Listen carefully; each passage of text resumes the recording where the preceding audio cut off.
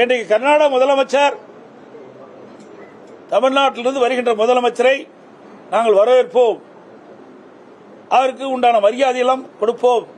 அதோடு தயாராக ஒரு ஹெலிகாப்டரை தயார் செய்து வைத்திருக்கின்றோம்.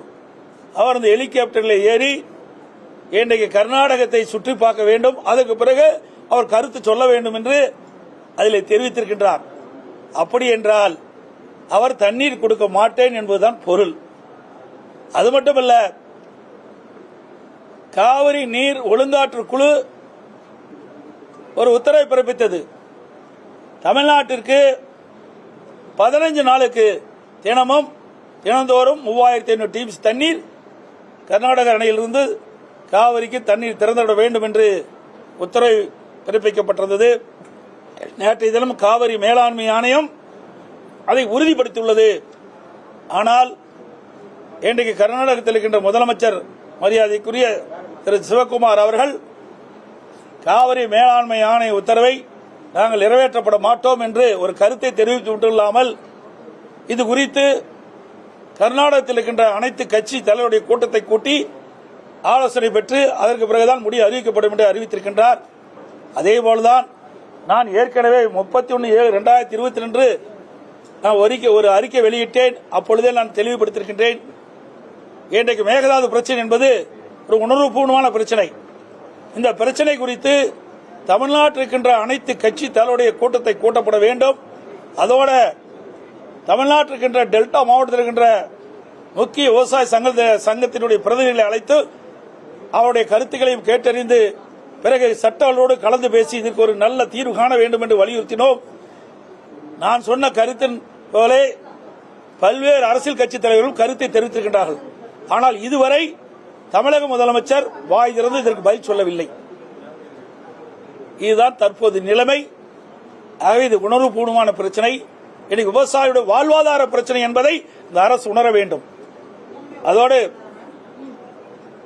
2026 சட்டமன்ற பொதுத் தேர்தலின் போது தமிழக வெற்றி கழகத்தின் சார்பாக இன்றைய முதலமைச்சர் அவர்கள் அவருடைய கட்சியினுடைய தேர்தல் அறிக்கையிலே குறிப்பிட்டிருந்தார்.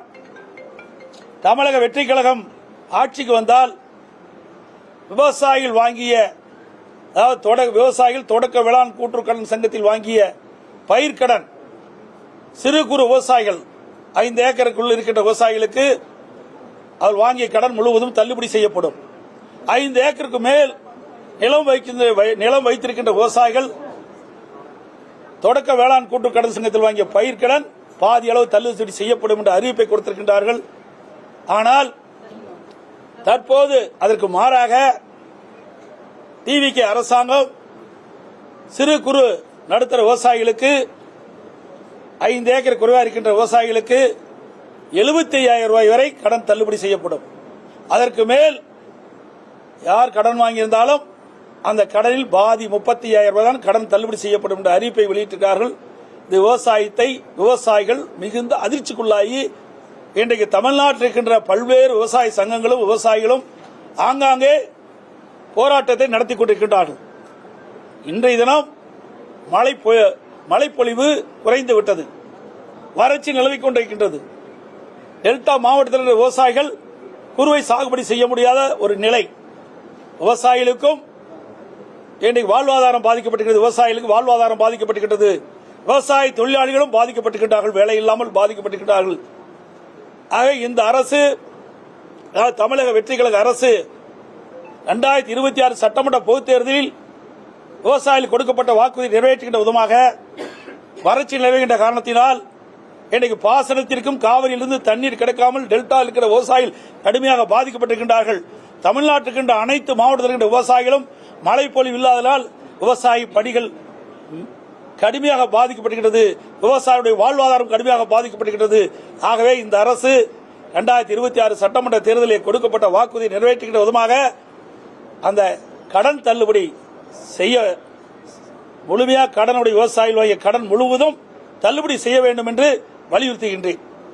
6ஆம் தேதி நடைபெறுகின்ற வேளாண் பட்ஜெட்டிலே இன்றைய முதலமைச்சர், இன்றைக்கு இருக்கின்ற அரசு அதை அறிவிக்கப்பட வேண்டும். கொடுக்கப்பட்ட வாக்குறுதியை நிறைவேற்ற வேண்டும் என்றுதான் கேட்கின்றோம். கால சூழ்நிலை வறட்சி நிலவுகின்றது.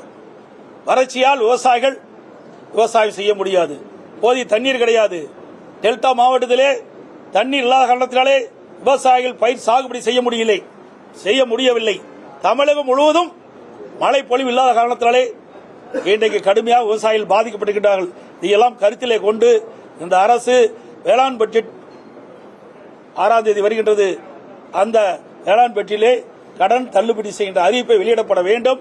அப்படி வெளியிடப்படாவிட்டால் தமிழ்நாடு தழுவிய மிகப்பெரிய விவசாயிகளுடைய ஆதரவை திரட்டி கடன் தள்ளுபடி செய்கின்ற ஒரு நோக்கத்தோடு அனைத்து இந்திய அண்ணா திராவிட முன்னேற்ற கழக சார்பாக மாபெரும் கண்டன ஆர்ப்பாட்டம் தமிழ்நாடு முழுவதும் அனைத்து மாவட்டங்களிலும் நடைபெறும்.